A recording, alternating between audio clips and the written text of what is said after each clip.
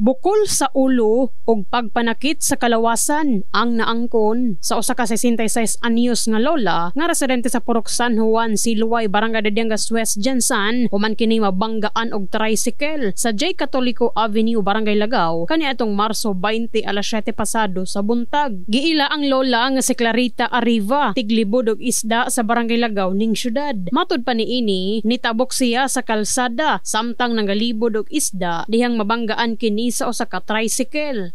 Kaning alliance nga eskwelahan dayon kunlo. Diha gyud sa tunga kuros man na siya.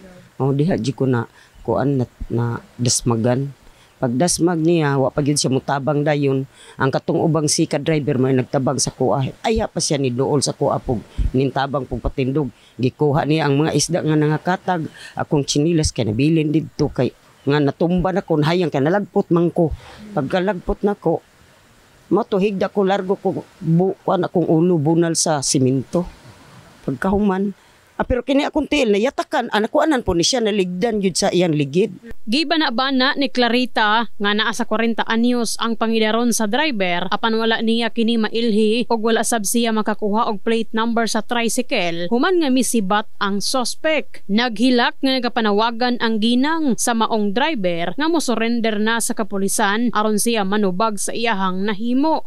Manawagan ko nimo nga unta usurrender ka kay akong ulo nagsigig sakit. Hasta akong tiil. Kung maluoy ka, parehas man tani, walang-wala. O ikaw wala po, ako wala man po ko. Pero ang ako lang untang gihangyo nimo nga patambalan ko nimo.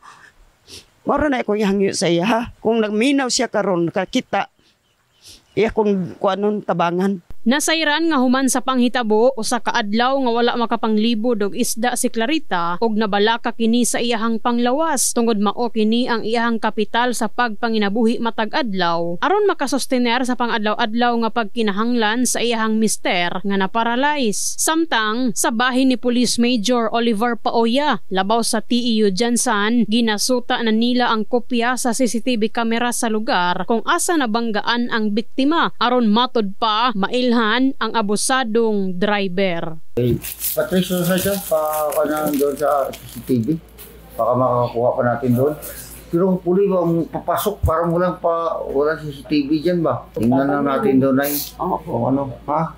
In the heart of changing lives kini sa Brigada ay namimugpon sa Brigada News Jansan, Brigada News.